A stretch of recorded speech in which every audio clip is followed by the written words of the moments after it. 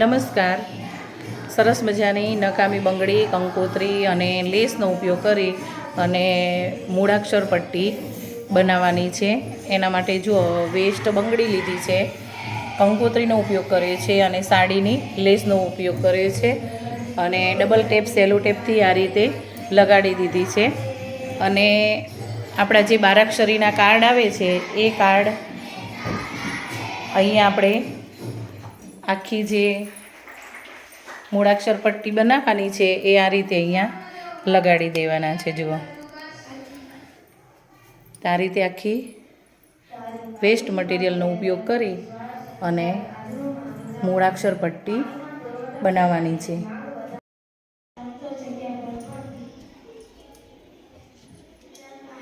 ચલો, આ રીતે જો સરસ મજાનું બંગડીના માપનું જ કાર્ડ છે અને આ રીતે આપણે મૂળાક્ષર કાર્ડ છે એ ગમથી લગાડી દઈશું. જુઓ, દરરોજ બાળકોની નજર સમક્ષ આ મૂળાક્ષર હોય એટલે એ મનમાં એનું વાંચન કરશે. દરરોજ બોક્સમાં પડેલા હોય તો એને સ્પેશિયલ કાઢીને આપવા પડે અને આ રીતે જો દિવાલ ઉપર લગાડેલા હોય તો દરરોજ એની નજર સમક્ષ આવે છે.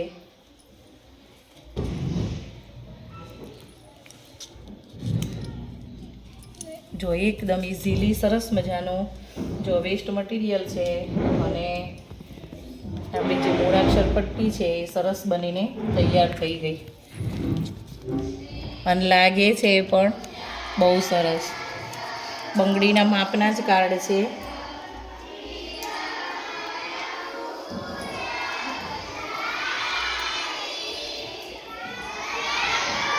બનાવવા પણ એકદમ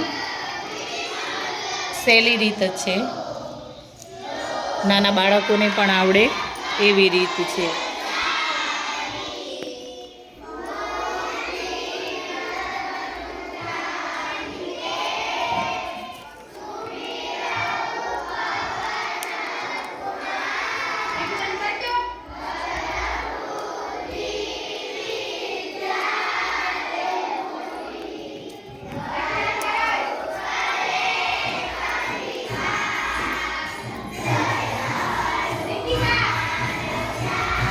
સરસ મજાના હનુમાન ચાલીસા ગવાય છે અને હનુમાન ચાલીસા સાથે જો સરસ મજાનો બાળકો માટેનો PLMનું નિર્માણ થાય છે.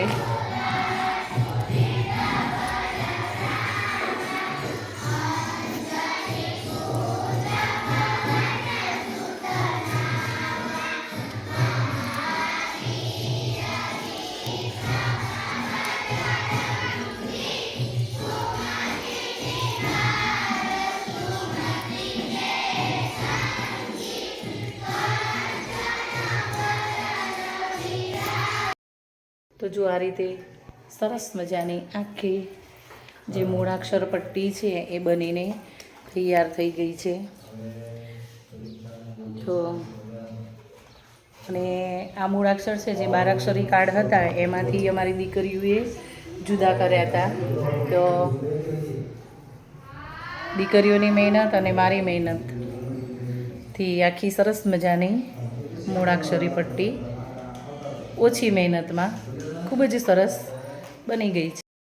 જો મૂળાક્ષર પટ્ટી બનાવી અને મૂળાક્ષર પટ્ટીનો ઉપયોગ કરતા બાળકો, ચલો બોલો બેટા, હાલો.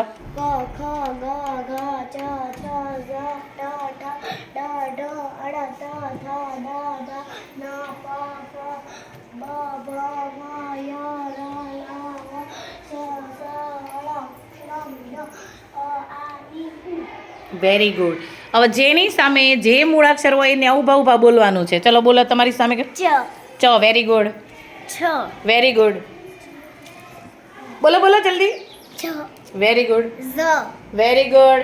ઢ વેરી ગુડ. ફટાફટ સ્પીડમાં. દ જેની સામે જે મૂળાક્ષર હોય છેલ્લે. ફ શ્રેયા, તારી સામે કયો મૂળાક્ષર છે? Very good. ચલો છેલ્લે સ. Very good. જો અને આમાંથી શબ્દો બનાવવાના છે. એક એક ફૂટપટ્ટી આમ મૂકવાની. લાવજો, ફૂટપટ્ટી મૂકી અને આપણે કયા કયા મૂળાક્ષરનો ઉપયોગ કરીને શબ્દ બને એ આપણે બનાવવાના છે. જુઓ આ શું છે? ઢ, ગ, વેરી ગુડ. જ અને અહીંથી મ લઈશું તો શું થઈ ગયું? જમ. Very good. જો અહીંથી આપણે ધ લઈએ. શું લઈએ? ધ. ન, ધન. ધન એટલે શું? ધન એટલે શું? હા, ધન એટલે શું? ધન એટલે ધનવેલ થાય. શું થાય? ધન એટલે શું? બોલો જયંતીબેન. ધન એટલે શું? જો આવા નવા નવા શબ્દો આપણને શીખવા મળે. ધન એટલે નાણું.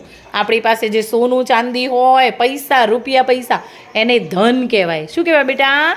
ધન કહેવાય. આપણે દરરોજ આ રીતે નવા નવા નવા શબ્દો શીખીશું.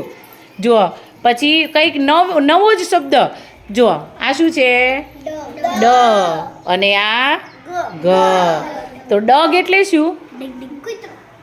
ડગ એટલે શું? ડગ ડગ ડગ ડગ. ડગ એટલે પગલું. છે ને નવો શબ્દ? આજે બે શબ્દ શીખ્યા. ધન, ડગ. ડગ એટલે પગલું. ડગ માંડવા, પગલા માંડવા. છે ને નવો શબ્દ? એવા તમારે વિચારી અને રોજ 5 નવા શબ્દો લખવાના. કેટલા? 5. જો છે ને સરસ મજાની. જો મૂળાક્ષર પટ્ટીનો ઉપયોગ જાદુઈ પટ્ટી જેવો એમ આપણને દરરોજ મૂળાક્ષર વાંચન થાય અને રોજ નવા નવા શબ્દો શીખવાના. ક્લેપ. ચલો કયો શબ્દ?